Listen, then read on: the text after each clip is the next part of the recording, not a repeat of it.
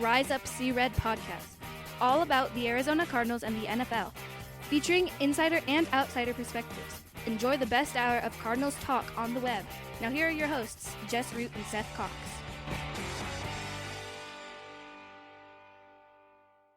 Hello, Arizona Cardinals fans, and welcome to the latest edition of the Rise Up See Red podcast. I'm your host, Jess Root, from CardsWire.com, the USA Today NFL Wire site, with my co-host, Seth Cox, from RevengeOfTheBirds.com and the SB Nation NFL site for the Arizona Cardinals, and also one of the hosts of the original Draft Breakdown podcast. This is episode 377, and this is the short week. So we are talking about a game that happened over the weekend and previewing a game that will, by the time this episode actually goes live, will be about a day.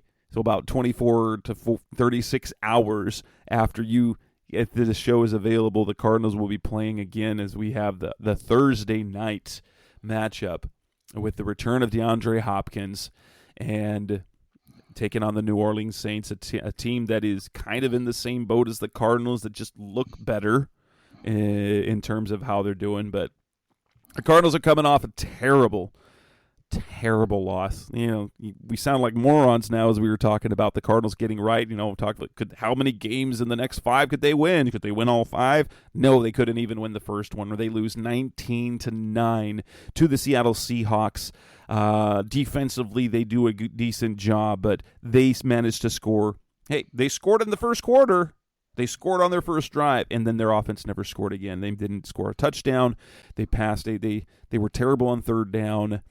It was seemingly nothing was going right offensively. And let's start with that. What happened? What happened in that game? Because as you're watching it, you feel if they go down the field and they get that first field goal, you're like, all right, this is on track, right? And then nothing. What was the issue? Because offensively, they look as lost. Honestly, it's kind of, I don't want to say it's 2018, but it's getting close to that. Yeah, and what you look at right now is just a quarterback that this week was really, really out of sync and didn't play well. And, it's unfortunate because in other games he's played well and hasn't gotten support. We talked about the drops in the Eagles game, right? And then this week he kind of was the reason. Kyler Murray missing some throws, missing some opportunities, and then as the game was going on, you could see him pressing, trying to make a play, and just trying to do too much, and that ended up hurting him, especially on the fumble. He started to try to take over in a different way, which is what we've asked him to do, obviously, as a fan base. That fumble was so bad. But, it's just one of those situations where sometimes it just doesn't work out. And Sunday was that day where they just, for whatever reason, he could not get on track. And obviously as he goes, the team goes. Yeah, he was sacked 6 times. He turned the ball over twice. He threw this interception at the very end of the game. He had that bad fumble, like he had just run for 15 yards and got a first down and got him in position. And it felt at that point like, okay, they're threatening.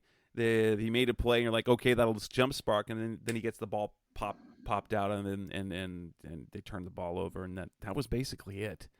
Offensively, it was just a struggle. It was, and one of the things that we've seen is that right now, just as a team, they lack that big play at a big moment. Yeah. He missed that throw to Zach Ertz where he's missed a throw to Zach Ertz the last 2 weeks.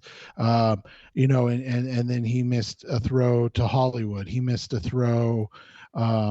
The timing is just he's been throwing behind people. That third down throw to Rondale Moore. Well, was it the fourth down throw to Rondale Moore that he skipped? Yeah, but you go back to that too, and then there's the flip side where the third down throw where he hits Moore in the hands and Moore drops the ball. And that was one of those plays where you go back and you look at it and you're like, holy cow, he literally has a mile of open real estate on the side, and they needed 3 yards. And if Moore just catches the ball, he's running. And that's the thing, is like, we talked about it the week before.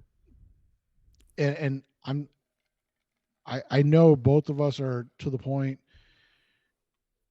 that we're not going to say they're a bad team yet, but it's getting closer to that.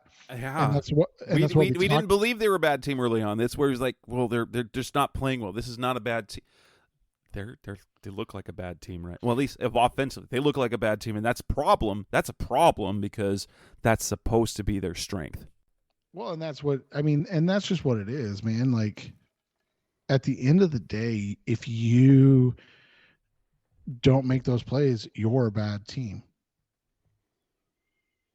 And like you said, right now, they're just not making those plays.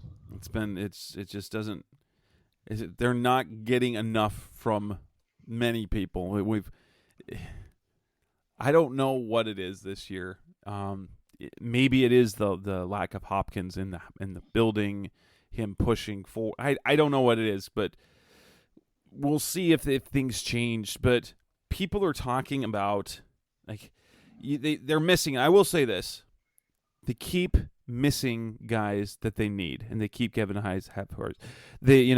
When you're relying on Sean Harlow as your starter, I will say Sean Harlow playing next to Justin Pugh played very well against Philadelphia. They had a good plan for that. But then when you have Harlow starting a second game in a row, and then Pugh gets hurt, and so you're playing, Max Garcia for 3/4 of the game, who is a year older, was not 100%. He's been dealing with the toe injury, and when Garcia got in the game, it was bad. The interior was bad. There was pressure. There was no running room. It was a bummer because, you like to see how Eno Benjamin runs with the ball, like his approach, but they got nothing out of the run game other than Kyler. And then they got away from the run. They stopped running the ball, and then nothing was happening in the pass game as well. Interesting that Greg Dortch's, now I get why, because Rondale Moore basically plays his position, but the guy that seemed to be the spark is not getting any playing time. Yeah, and Dortch was doing that, right? And now it's weird because, like, one of the things we've talked about that's like happening consistently is that they're putting a guy in Trey McBride, who we've all clamored for, and he's consistently making mistakes in big situations.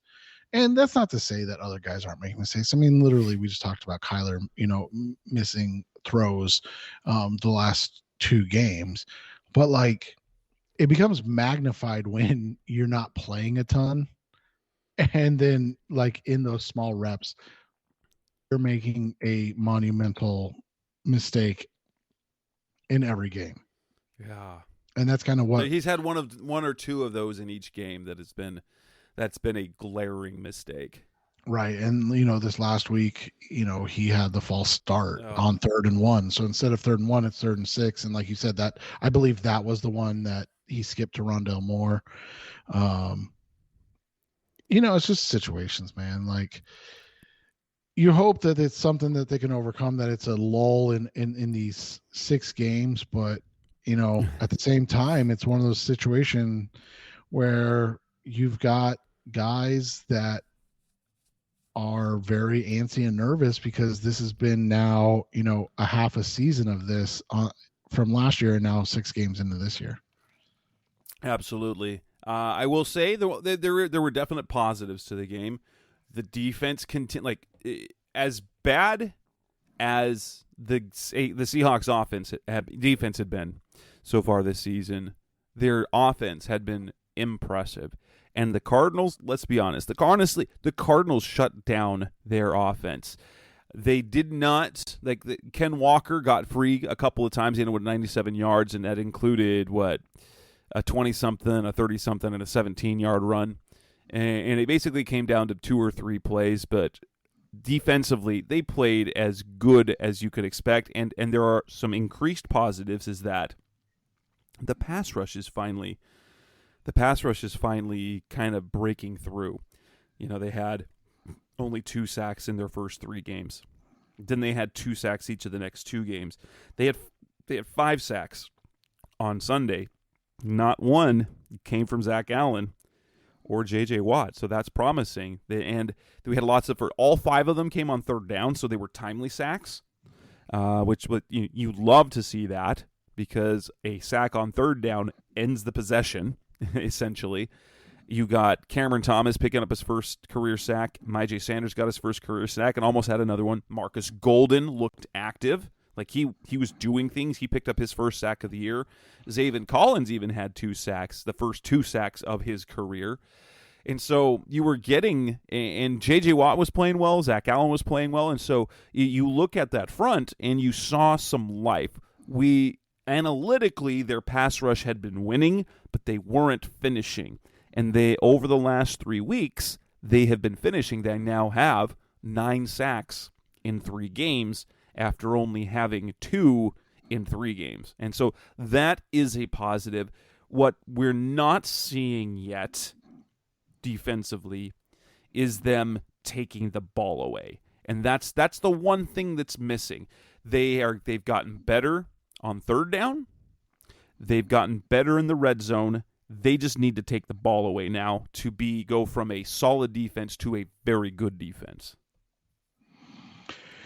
Yeah, and that's kind of the next step. And you have to like the fact, like you said, that they're making plays in timely situations and getting stops in timely situations. But the reality is that they're also gassed. Like I tweeted about it during the game on that drive after, they get the stop and the touchdown on the punt, and then Seattle comes out and just goes down the field, right? And scores a touchdown. It's like there also becomes a reality that, one, they're gassed, but 2, can you stack stops? You know what I'm saying? Like, we talked about it the week before. Like, your offense, who's been struggling, ties it up, and then you let up a 17-play, 9-minute drive. Yeah. And it's like, and then the same thing. So you and your special teams make this huge play, right? And you create this momentum,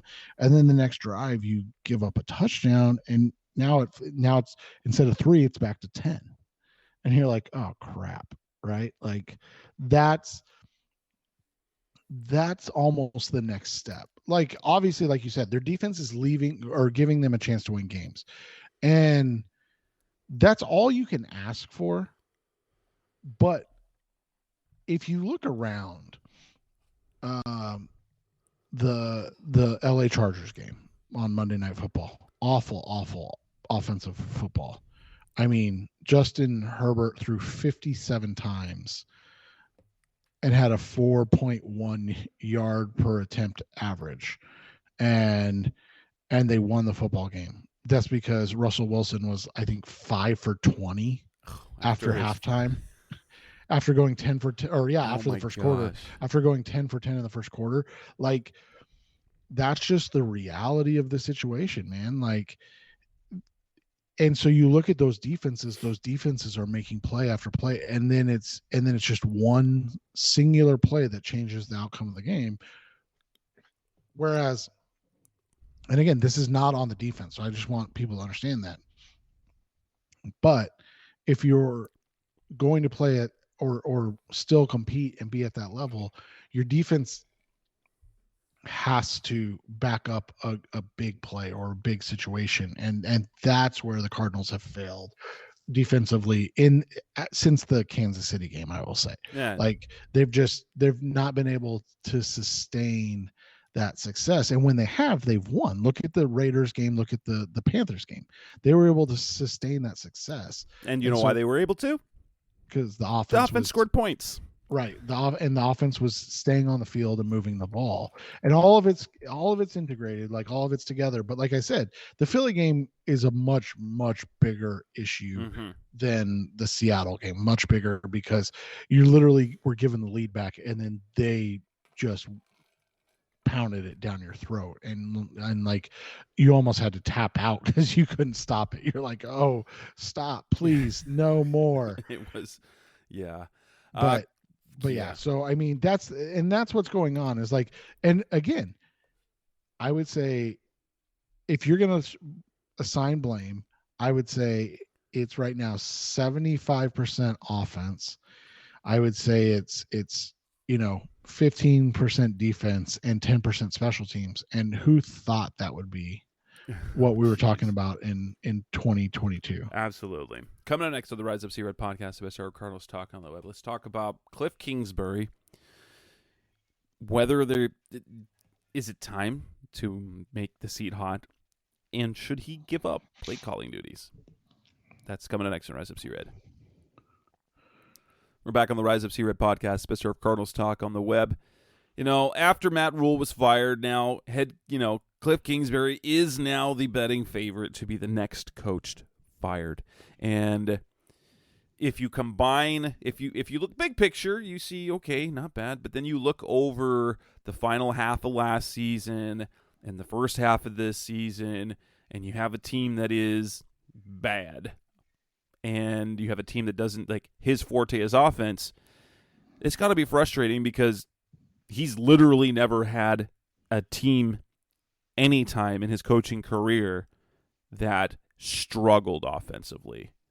You could probably say his rookie season in 2019. There's lots of reasons for that, but even that, there were flashes where you're like, oh, okay, this offense has something to it.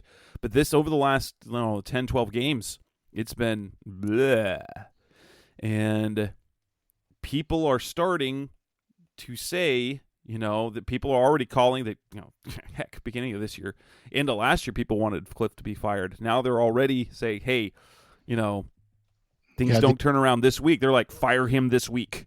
Yeah, the extension was a mistake. You got to get rid of him. And it's like, look, man, at the end of the day, and this is what I tell people, who's your solution? Like, there's twofold to it. Like you were talking about, the play calling stuff where people are like, he's got to give up play calling. Okay, let's just say they do. Who's calling plays? Colt McCoy.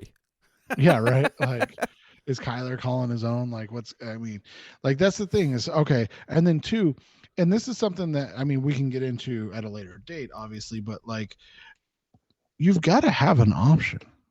And let's remember, the last coach before Kliff was Steve Wilkes, because that was the best they could do. The coach before that, the best they could do was Bruce Arians, and it just worked out. Like, right. It wasn't like that's who they wanted.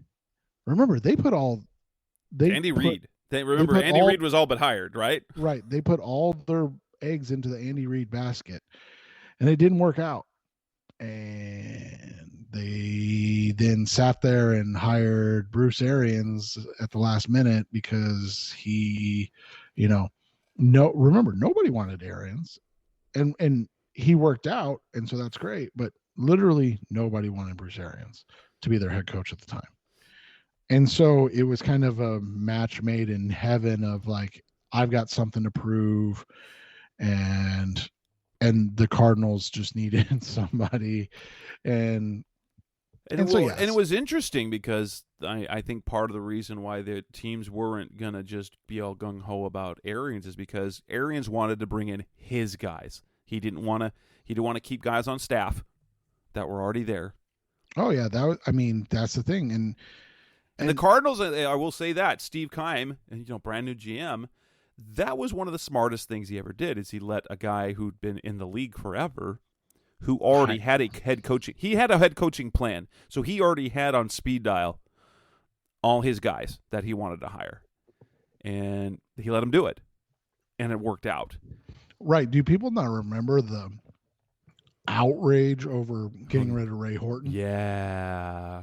And so that's the thing. So on the flip side, and again, I don't want this to become I'm having to defend Kliff, because I think Kliff's had his faults this year, and I think he's struggled at times as well. Kliff doesn't have say in much of the coaching staff. And if you guys follow along, the reason why this job can not look so desirable to a lot of outsiders, Keim has the control. Keim right. has the roster decisions. I think the coaching decisions were in tandem, but yeah, they were definitely influenced by Keim. We know that the two biggest ones, Vance and Sean Kugler, were Keim hires, mm-hmm. and so like that's the thing. So you have to look at that situation and say, what is that something a coach would want to come into? And that has to be a realistic look. And so if you say, why don't they just go hire, like the one I got all the time, and it kind of just made me laugh and chuckle, but people are like, why don't they go get Brian Daboll? Okay. So even if they fired Kliff, all right, after the season, after the drop off and everything else like that. If they'd have fired him last year, yeah. Yeah. Daboll was always going to New York. Right. He was going to New York. They hired the Buffalo GM dude. Yeah. that was always it took a long time to happen, but we all know once they hired their GM, Daboll was going there. Right. And then, people will be like, well, what about Mike McDaniel?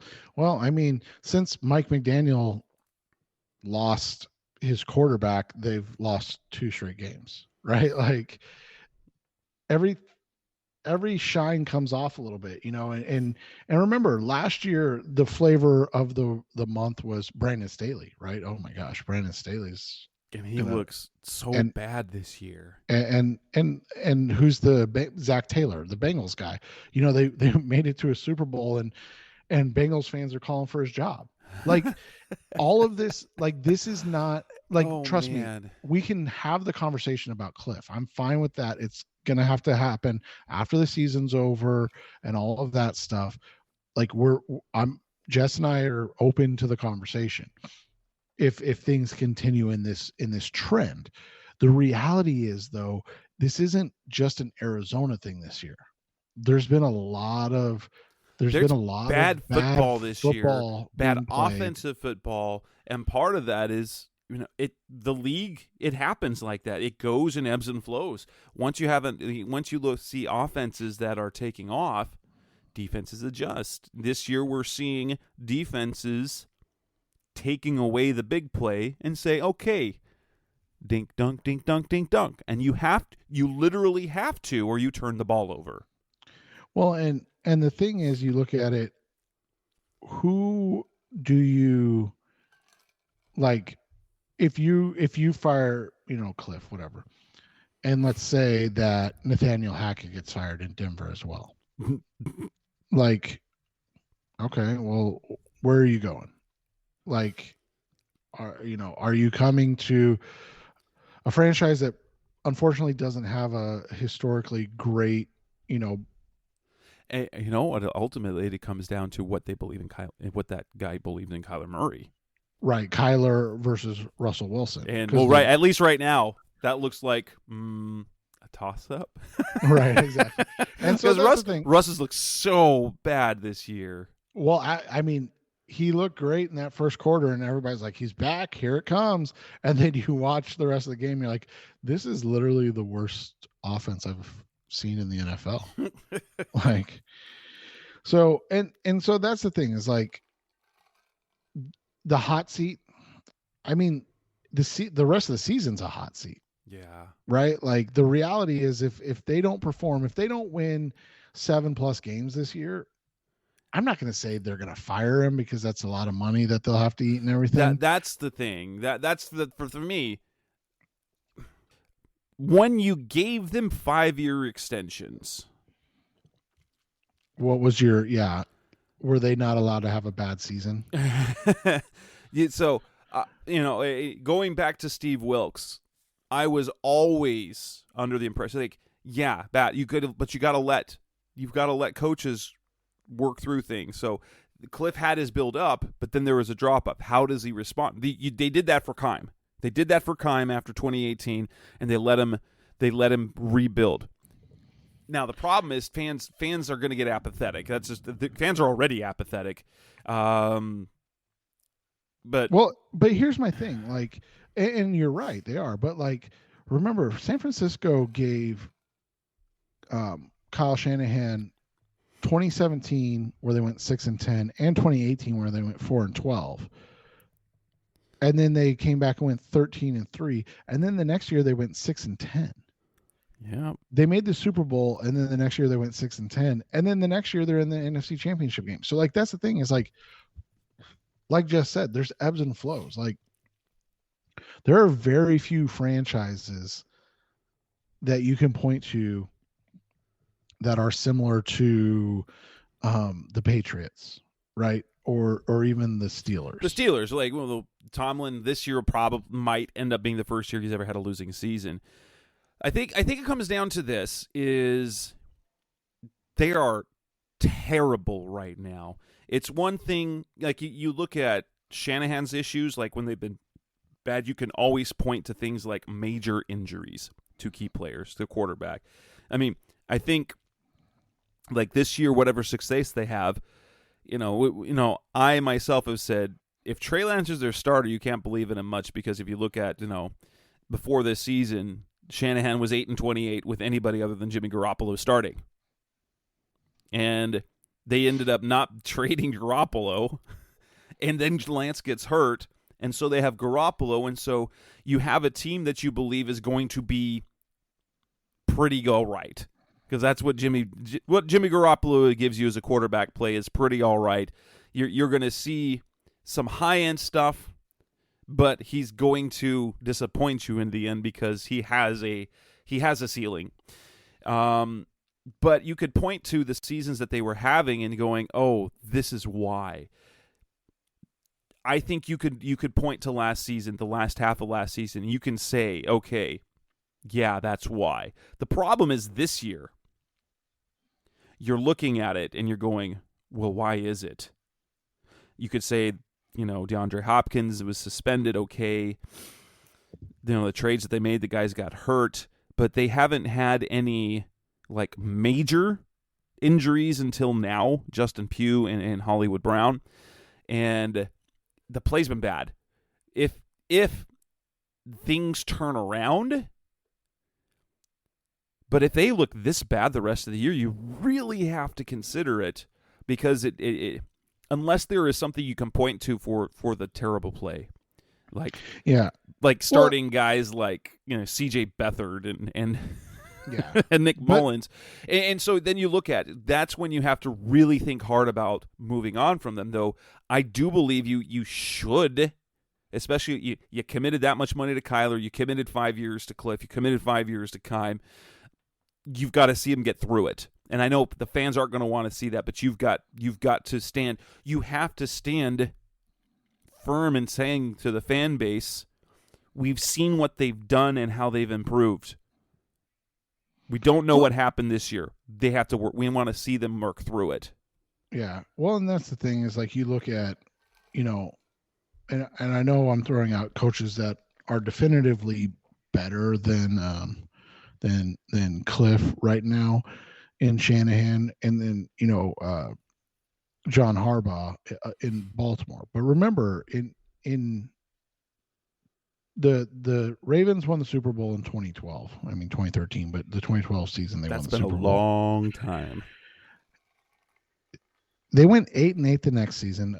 Then they were back, right, 10-6. After that, in 2015, they were 5-11. And then the next year, they only went back up to 8-8, and that's when people were like, "Oh, they got to fire Harbaugh."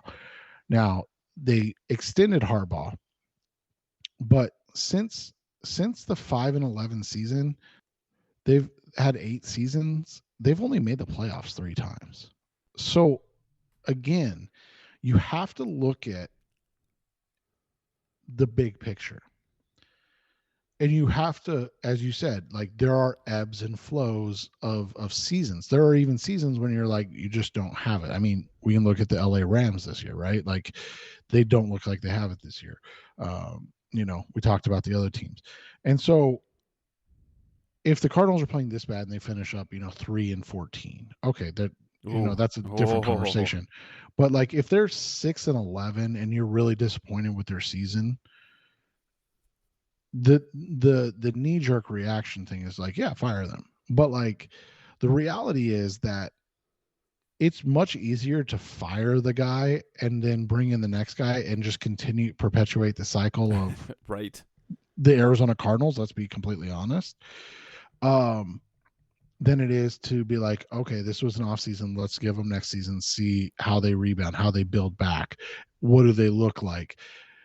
If you give 2 back-to-back seasons where you're questioning the work ethic, the effort, those type of things, all right, go ahead, fire. But like one season, and I get everybody wants to point, well, half of last year. Okay, I get it. I understand it. But like what Jess was just talking about, there were significant game-changing injuries last year. This year, until now, there haven't been those excuses. I know DeAndre Hopkins was out, but you sort of mitigated that with Marquise Brown, and he's played well. It's not like he hasn't played well or performed well. So the question becomes, what's the issue?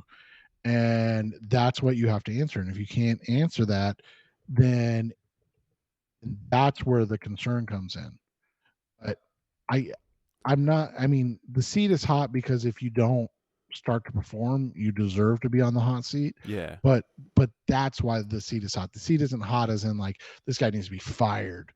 Like I said, they end up 3-14 or 4-13. All right, I'll listen to you. But like if they end up at, like I said, 6-11, I'm not going to just be like, fire this guy immediately, because guess what? I've seen a lot of 6-10, 5-11 Cardinals teams, and guess what happened the next year? Oh, they fired the coach, and then they were 6-10, 5-11 the next year. Like at some point, it was the same record, only slightly more hopeful. Right, exactly. It's like, yeah, this is the new and improved Cardinals under Dave McGinnis, and it's like, okay, this is the new and improved Cardinals under Dennis Green, right? And then like everybody, it's always the new and improved Cardinals, and it's like, but this is our 12th head coach in the last 14 seasons. It's like, come on, guys. Like I get it. It's super frustrating. It's not been great. So there are legitimate questions that need to be answered, but it's not just like, hey, get rid of them. So then the other thing that comes up is giving up play calling duties. And he said, like, I'm open to anything. The problem is who calls them? Right. Who ends up who's the guy that's going to call plays? Because it's Kliff's system. They hired him, and I know Kyler Murray on Tuesday, he kind of scoffed at like really, guys, really. Of course, Kliff's going to say that. There's one thing that we really enjoy about Kliff is that he seems to be very self-aware and is comfortable enough. Now there are lots of answers that he doesn't give, but when he says, "Hey, if it'll like," he always frames it like this. If it'll help us win games, I'm all open to it. Kind of that's what Bruce Arians said years ago. He said, if someone can do it better than me, they can do it. That's kind of what he's saying. Well, and to your point, like, I don't have any doubt that he's open to it. But like we said, like, what do you do? Is Spencer Whipple going to call the passing game? And Sean Kugler? Yeah, Sean Kugler is going to call the running game. And look, I don't want this to come off as me just being indignant about certain things, but like, did you guys see Sean Kugler's offense in college?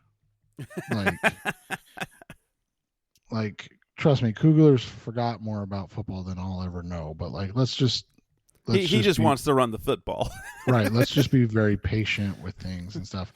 And that's the thing is, like, if they have an option or they say, hey, like, are you willing, and to Jess's point, like, so you're gonna have Spencer Whipple call Kliff Kingsbury's playbook?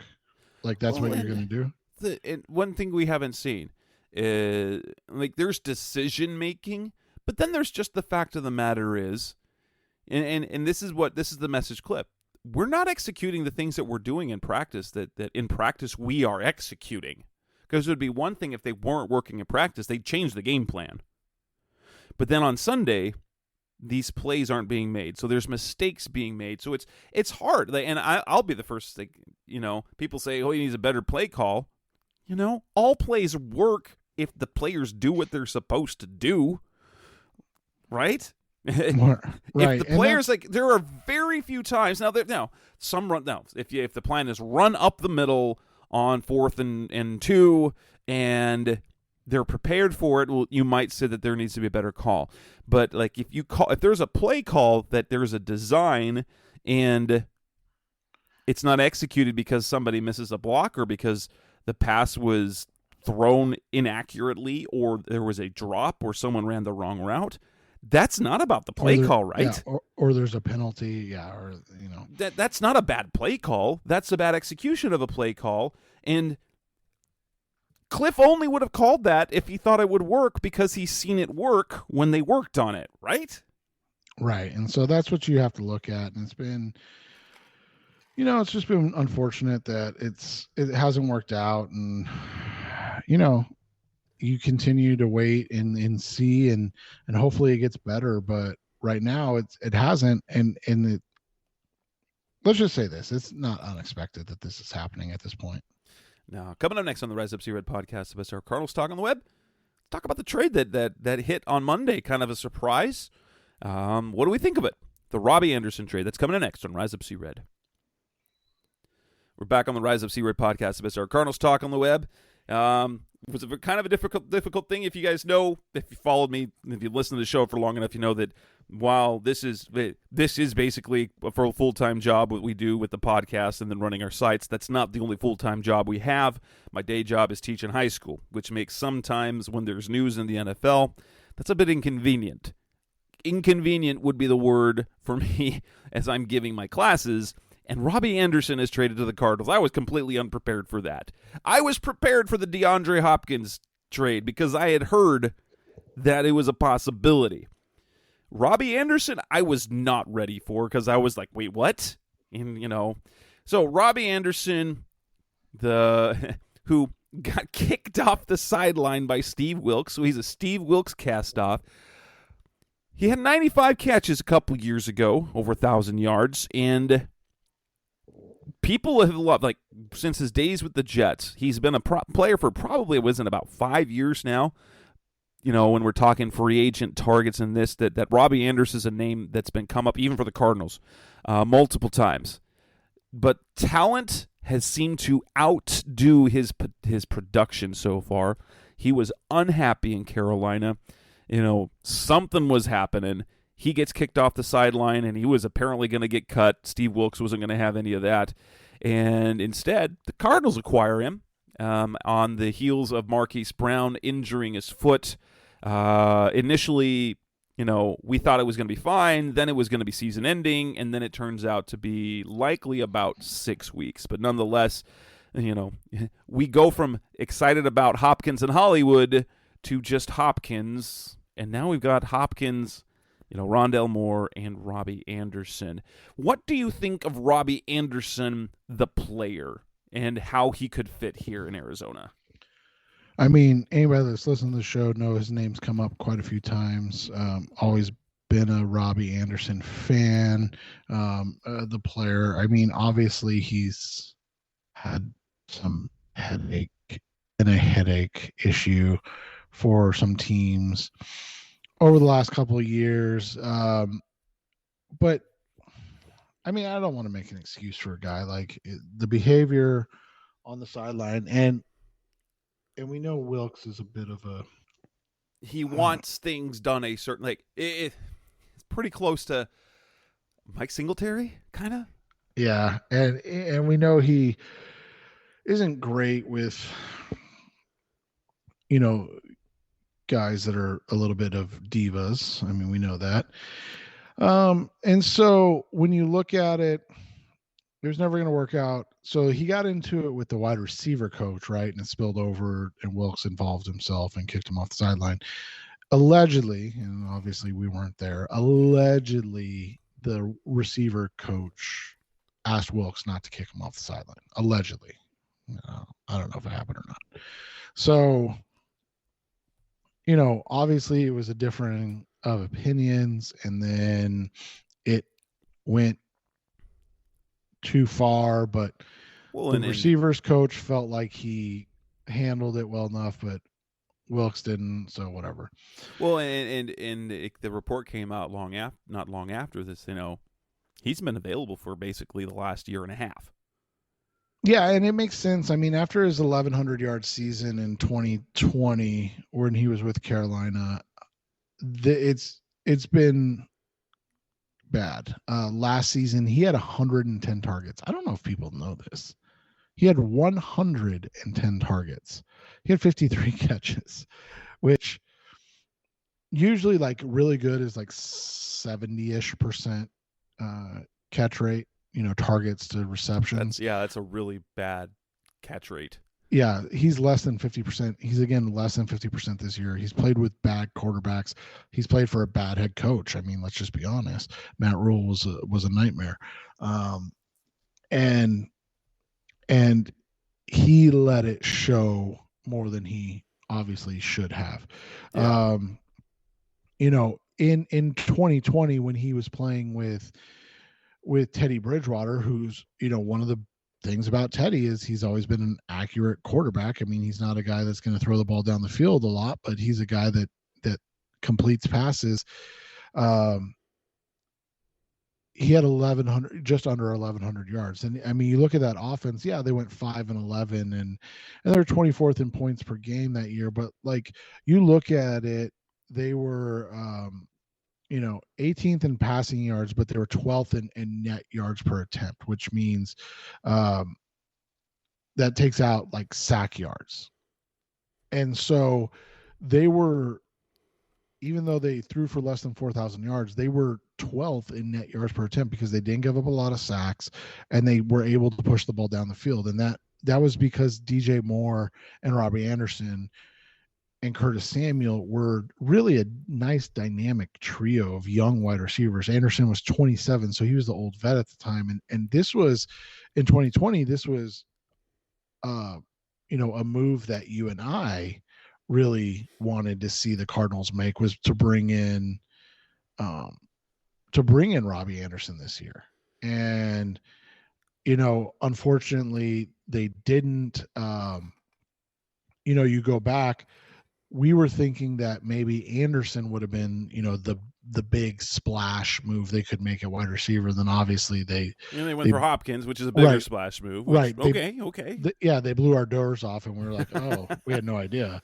Right. So it's okay, obviously, but Anderson would have been a nice fit. He's a tall guy, at 6'3", very tall and lean at 190. He'll make a really, like, if he can get acclimated, won't he make a very nice Z opposite Hopkins, kind of what they wanted to get out of AJ Green, but haven't yet, and who runs better. He's got the length, and he runs better than Green.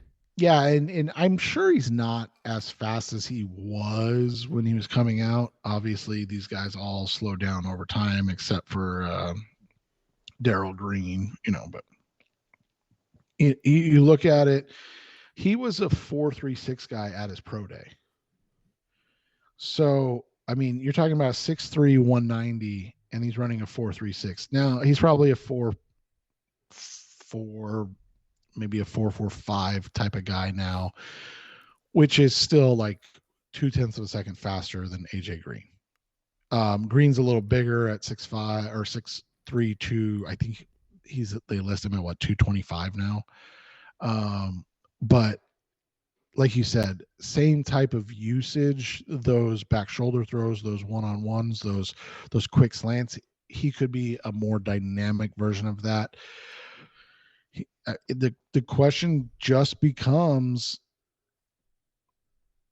what is he going to give you from a mental standpoint? Like, is he going to buy in, and is he? I'm not worried so much about that because I think part of the issue is when you have a carousel of meh quarterbacks. Right. And now you're coming to a guy who, around the league, say what you about it the season he's having, people still believe in the talent of Kyler Murray. And so I think especially for the rest of this season, went to the Cardinals, and that's the other part of it is that, this really literally is a half-season rental. They have no obligation. There's no damage done financially if they move on from him after this season. And so I think this year he'll be locked in, and it'll just be a matter of how quickly Kliff will trust him to be on the field. Yeah, and you're completely right. And that's what it'll come down to. And like, if you want to look at, Robby Anderson, and so here's the thing, his catch rate's always going to be a little lower because he is a deep ball guy, right? He's a 50-50 guy. We talked about the AJ Green usage, right? But you look at even this year in the first game where Carolina came out and played Cleveland tough. He had 5 receptions for 102 yards and a touchdown. That's over 20 yards per reception. That's a 62% catch rate. That's over 12 yards per target, which is like a just massive number. Because remember, yards per target is even in those 8 or those 3 additional targets where you had 0 yards, you're still getting yards in those non-target or in when you are catching the ball. And so like he showed that he's still an explosive player. And since then he has 104 yards in 5 games. Oof. He had 3 receptions for 26 yards against the Cardinals a couple weeks ago.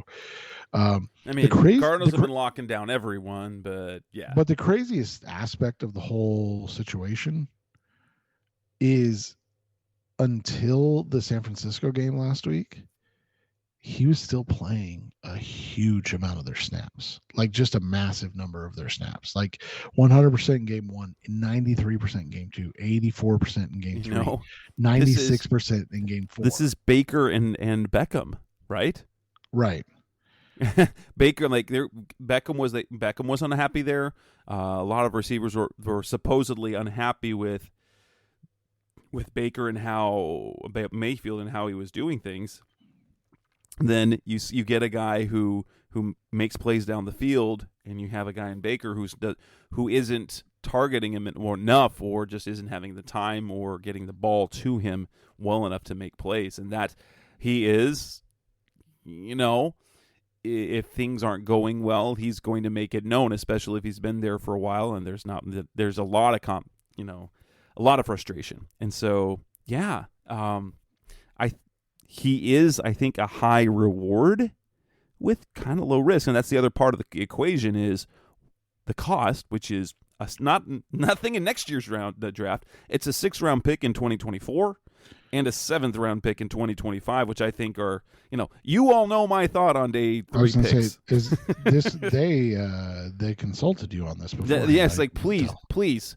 Now, They didn't do and I think the reason why it is 2 picks over 2 years is because they didn't have the capital this year coming, because they don't know their comp picks. They traded a 7th, which could be a 6th, for Trayvon Mullen, and they traded their 5th-round pick this next year for Cody Ford, and so it cost them, I think, an extra pick because it was over 2 years. Nonetheless, these are picks that are coming in 2024 and 2025, and the perspective, and you're giving up all your draft picks, why you could have just had them, you wouldn't have released. And here, hey, let's look over the last 10 years. How many 6th-round picks or 7th-round picks have done anything for the Cardinals? And we can point to about a half season of Andre Ellington. Okay, even if it's a season and a half, and he was all right. He was great for half a season, solid for a season and a half, and you've gotten a few games of Benjamin so far. But when it comes to 6th and 7th-round picks, they're meh, right? You can't expect them to do anything. It's just nice when you do. And so if you can get And they often get 6th and 7th round compensatory picks to replace them. And so, yeah. And I like it. I like the move. And he is under contract next year.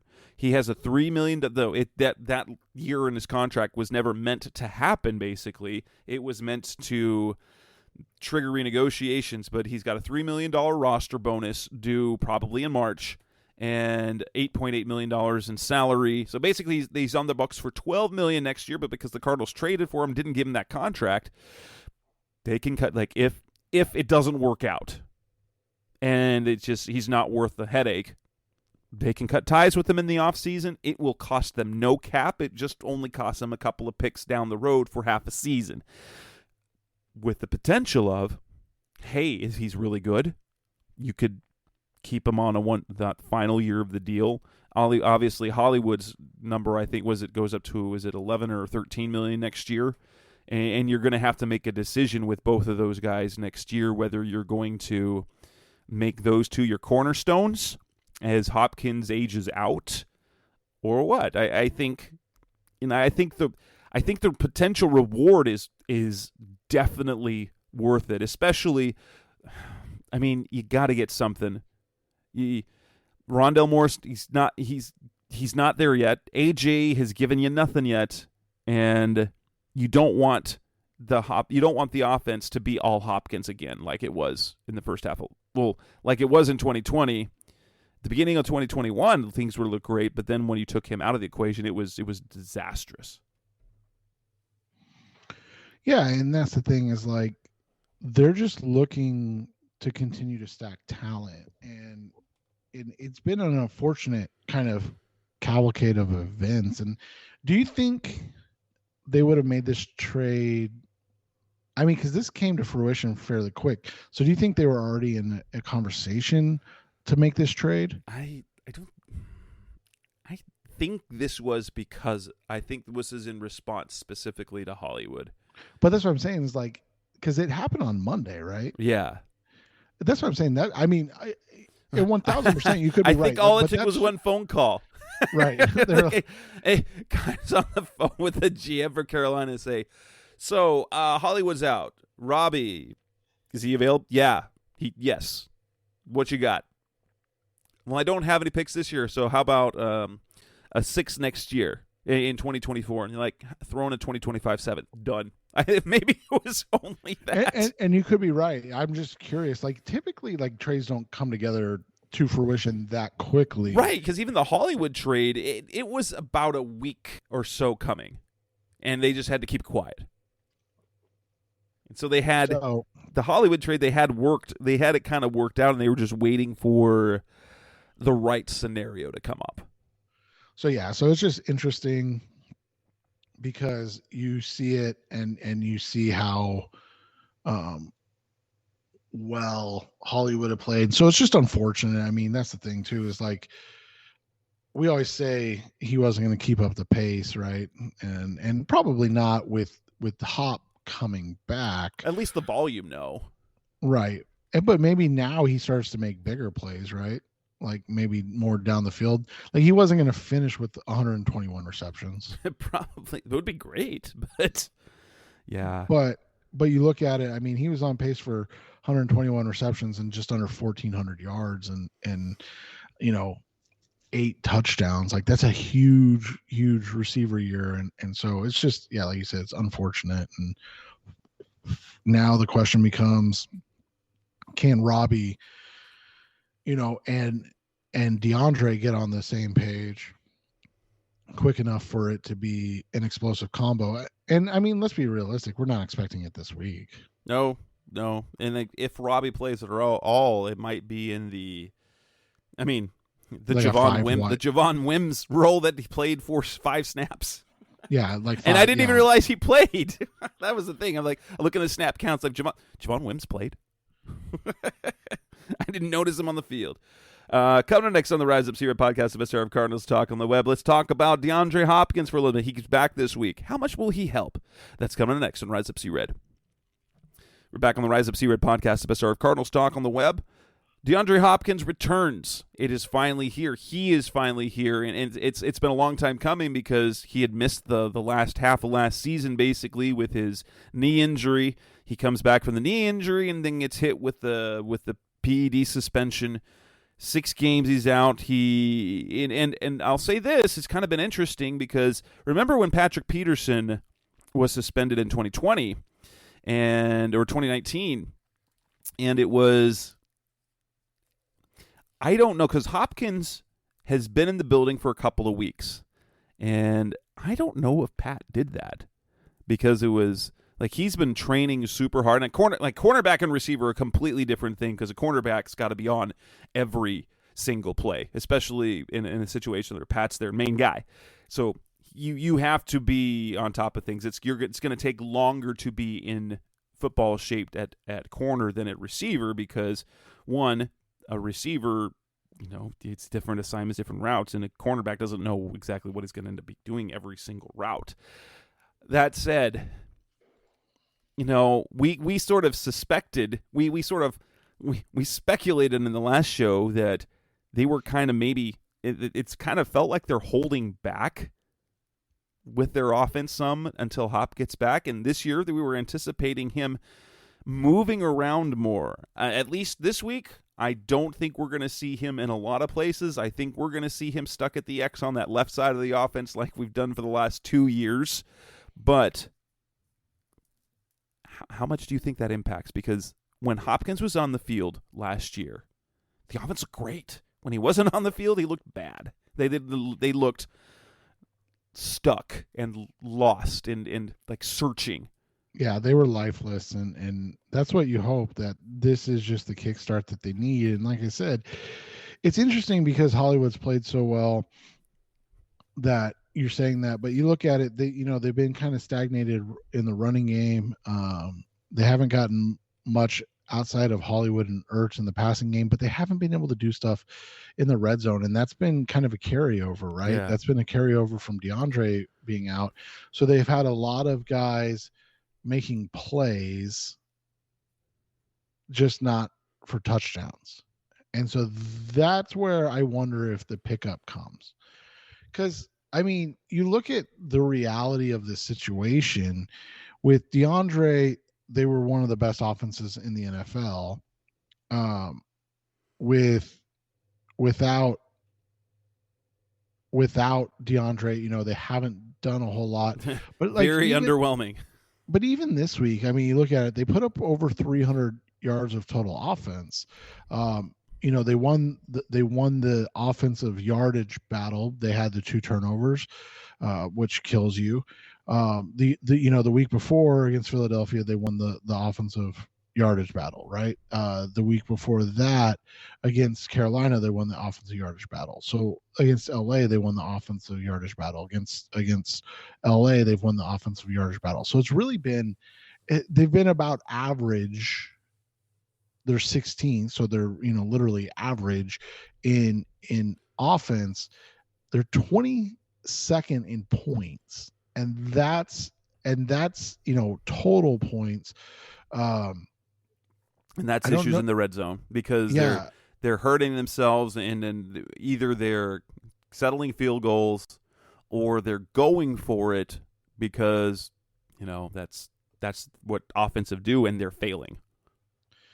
Yeah, and so that's just, and that's the thing. You look at their score percentage, so their drives of offense that are ending in scores, they're literally 24th, which is not where you want a team to be at, whose offense is that they loaded up the offense. Like, this is a team that the offense is supposed to be great, and it's not. And he's like, is Hopkins going to make it magically better? I don't know if it's magically better, but shouldn't it, after maybe the first quarter or so, or even the first half of this next game, look not lost? Because that's kind of it. It's been feeling lost. They like they're searching. They're not. I think Hopkins in the lineup with that dynamic play, and I will say this is kind of foreshadowing to the preview about the Saints game. A Saints team that will probably be without Marshawn Lattimore, and so you've got Bradley Roby, who will be assigned to him primarily, who is old and slow. And a much better slot corner than border corner.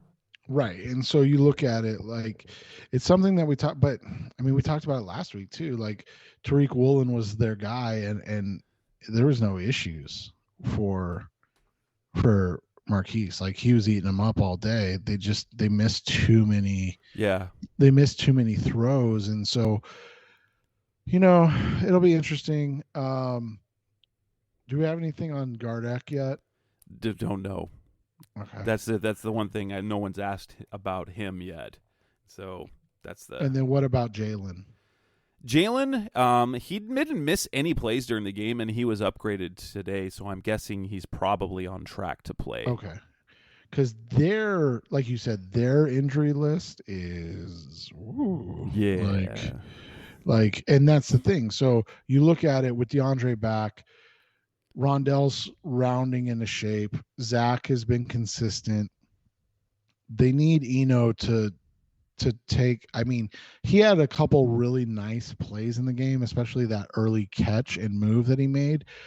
But as a runner, there were times where he was looking a little hesitant. And now again, that timing kind of coincided when Justin went out.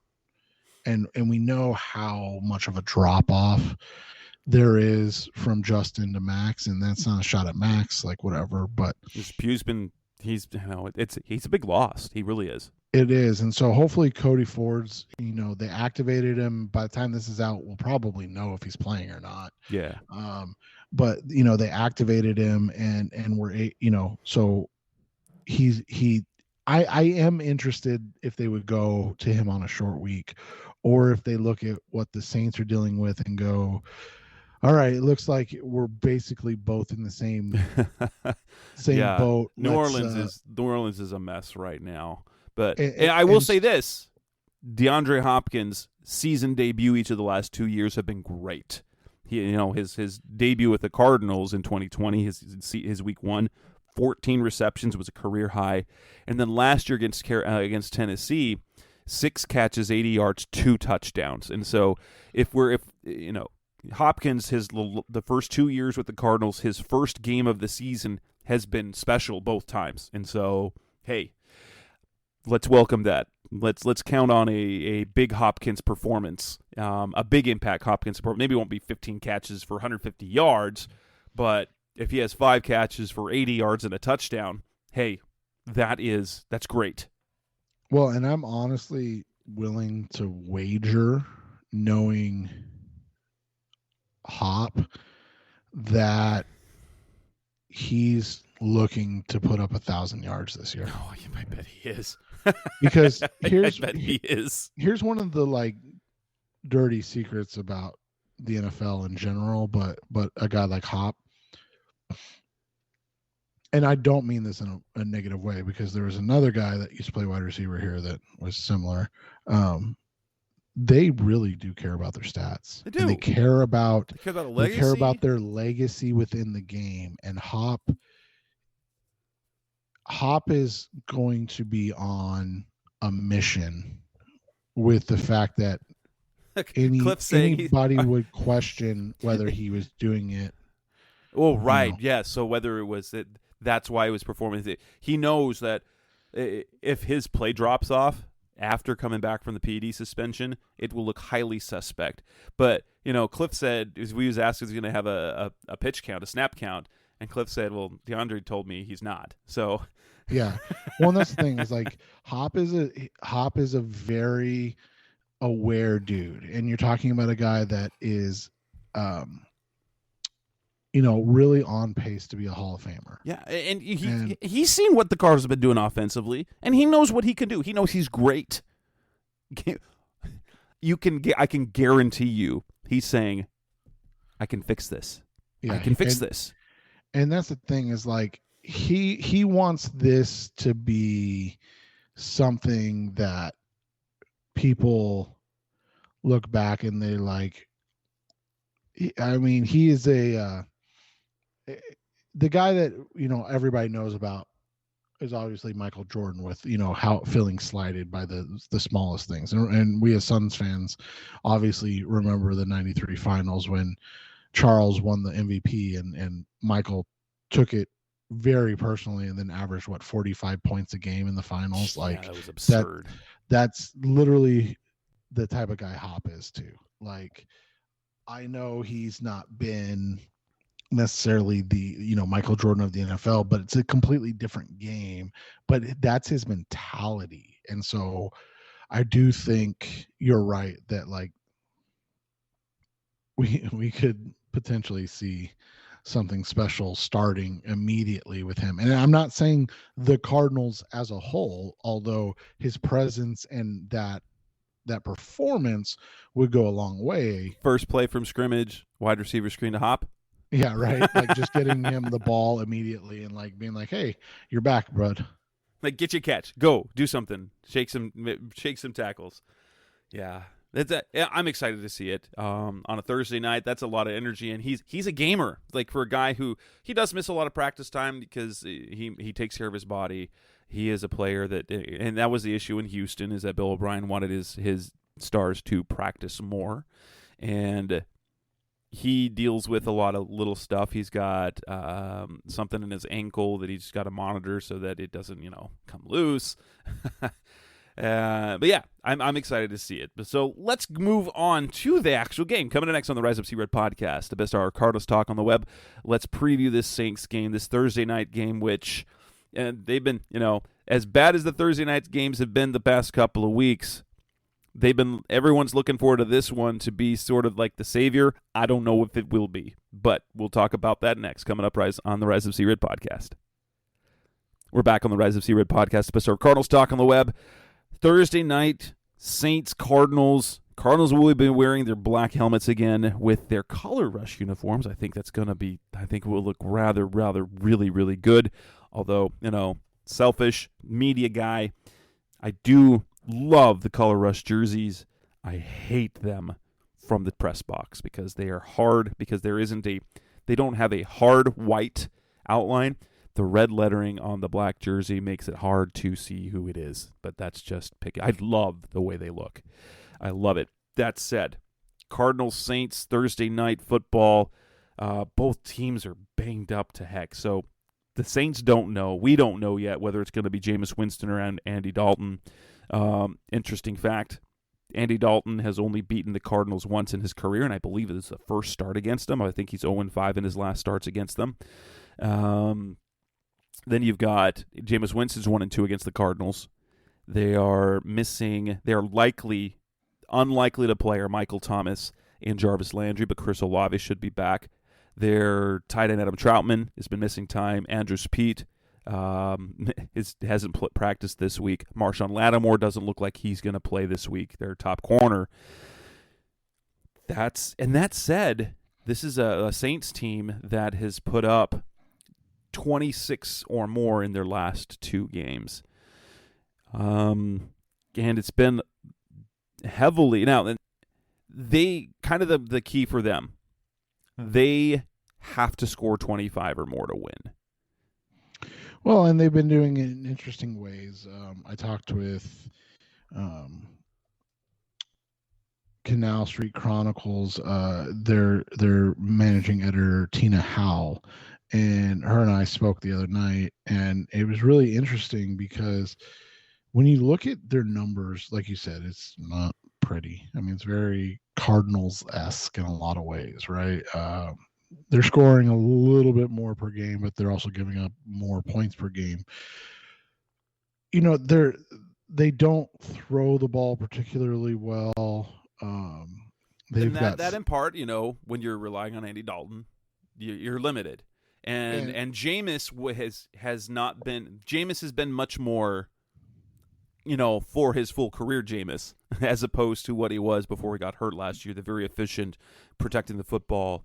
He's been pick prone again this year. Yeah, and you look at it. I mean, to your point, like they've played the same number of games. I didn't go into percentage of snaps yet, so to speak, but Jameis had 30 more pass attempts, which, I mean, that's 31 to be like exact, 31 more pass attempts.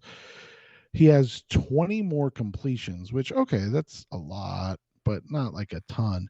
He has almost 300 more passing yards. And that corresponds to the fact that, like Jess said, they're really beat up on the outside. Chris Olave is their leading receiver, but Michael Thomas has been dealing with foot injury. Jarvis Landry has been dealing with knee, is it? I don't remember.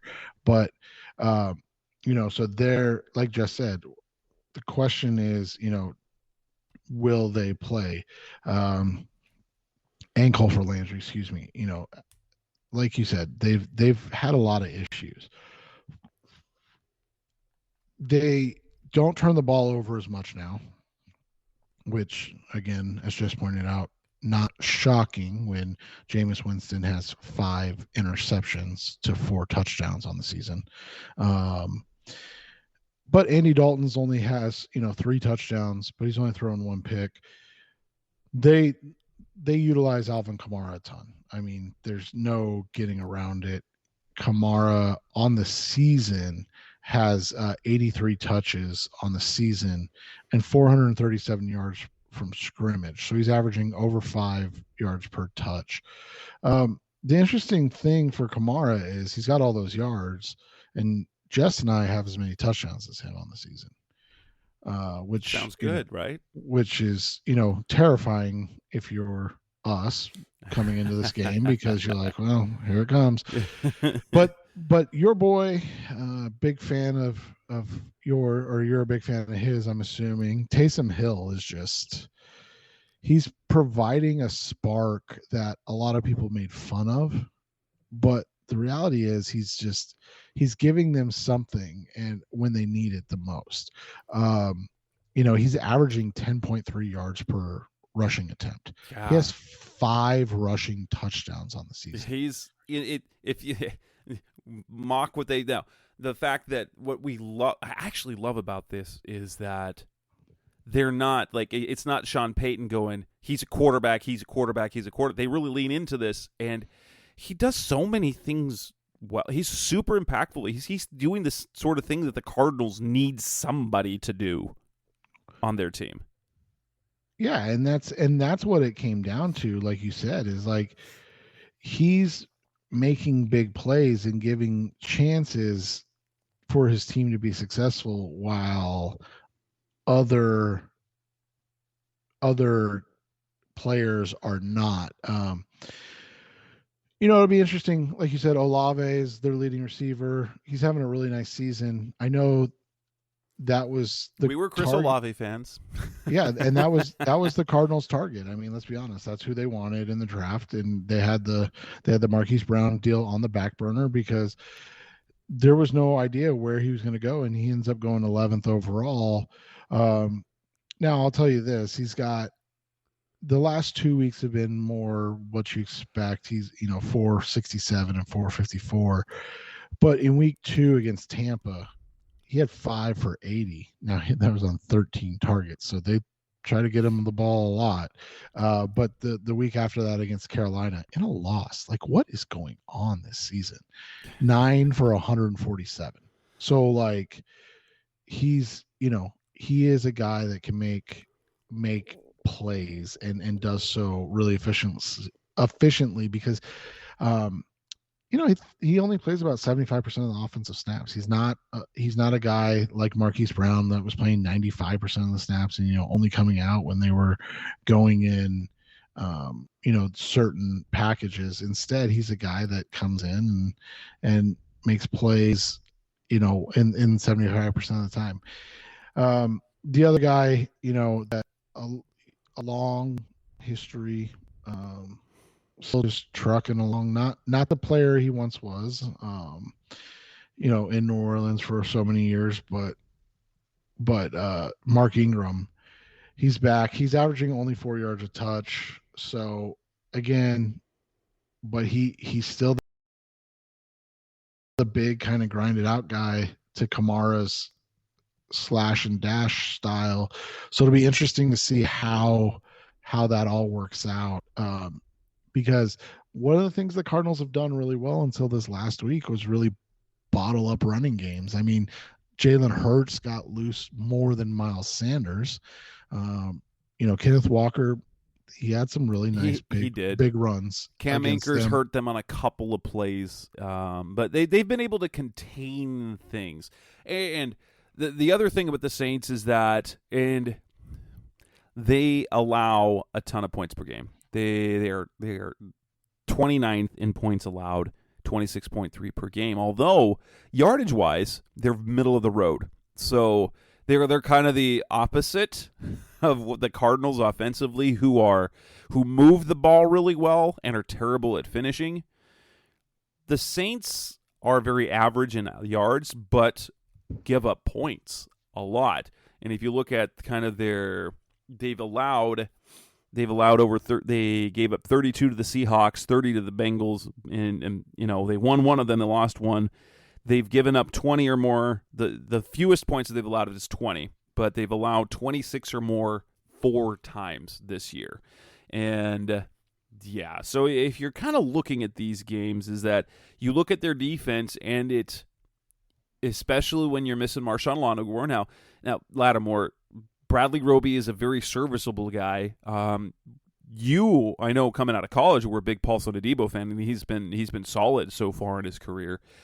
But this is a game where you want the Cardinals to be able to move the ball, or at least score points. But I'm being a Thursday night game, 2 teams that are very banged up, a Cardinals team that defensively is being very solid, making things very difficult for opposing offenses. I think we're going to have it's not going to be a shootout, I don't think. I think it will be a grinded out type game as the Cardinals kind of find themselves. I'm hoping that they're able to. Like, that's my biggest thing. Right. Like you said, if Lattimore and Adebo are both out, Adebo's been really, really solid this season. That's 2 corners now. He was limited this week. So my guess is Adebo probably plays. He played last week. It was Adebo and Roby who started. Yeah, but that was his worst game too. Yeah. I mean, and to your point, like, it's not like covering Jamar Chase is easy, but it doesn't get any easier if it's DeAndre Hopkins, right? So yeah, it'll be interesting, man. This is a game where, if you asked, you did ask me last Tuesday, and my response was, "Oh, they're about to get on a 2-game winning streak." And now my response is literally like, I hope. I have no idea what to expect. I could have never guessed that they played like they did in Seattle if you would have given me 100 guesses. Right. So, it made no sense at all. It was I don't know what it was, but it was a train wreck. It was ugly. It was so bad. So, and the way so here's the thing. So Jess and I are going to predict a win probably, and we're both probably going to predict something crazy like 20-17 or something like that. I think I did 23-20. I think it might have been in my so I mean, in my right, preview, like a low scoring 3-point game, because it's reasonable, and that's what we've seen. And the reality is nothing makes any freaking sense this season at all. And so, we can, again, hope that this is better. The over-under is 44.5. You have it going under. Correct. The Cardinals are down. So they open as 2.5-point favorites. There's 1.5 now, I think. It's back up to 2. Oh, is it? So it's really a coin flip. And I think that's a combination. I think that's a combination of multiple things. First off, obviously the Cardinals play, the Saints' health, but I think also Thursday night games have been literally dog water to watch, and so I think Kevin White is on their roster, or was on their roster. I know. I just saw that too. So I honestly don't know what to expect. But what I do, I expect an ugly game. I expect it to be ugly and gross, and as long as the Cardinals win, please. But if there's one thing I'm expecting something special from DeAndre Hopkins somehow. Well, and that's what I'm hoping for, is that they come in and he makes some plays, and from there you go to the fact that, okay, this team has got, maybe their best player back, and now all of a sudden you're moving up. And so I'm going to guess a win. I'm going to go out there. I'm going to say it's not going to be crazy blowout, but it's going to be like 28 to 17 Cardinals win. And I'm going to stick with the grinded out 23-20. Is it going to come down to a Rodrigo Blankenship? Oh, we didn't even talk about the stupid kickers. They have yeah, they're Rodrigo Blankenship for the win, or will it be just holding on defensively at the end? I'm not decided yet. I don't even want to know. I don't even want to guess that. It's just kickers matter. Come on, yeah. You don't care about the kickers until you don't have one, and then it completely changes things. Because it was very clear that Kliff did not trust Amendola in those scenarios after he didn't win he was totally cool with him kicking the game-tying field goal against Philly, but then he was like, "Nah, bro, no more, no more kicking." Right, and for all of you that were ready to move on from Matt Prater, hey, this is what you get. That's right.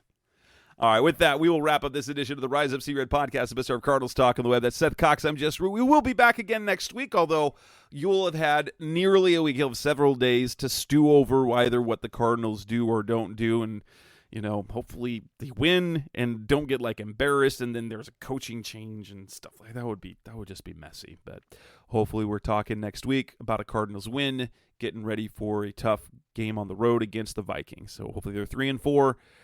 And things are looking good.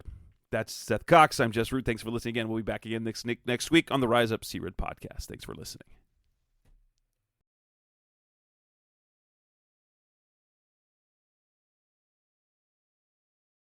Thanks for listening to the latest edition of the Rise Up Sea Red podcast.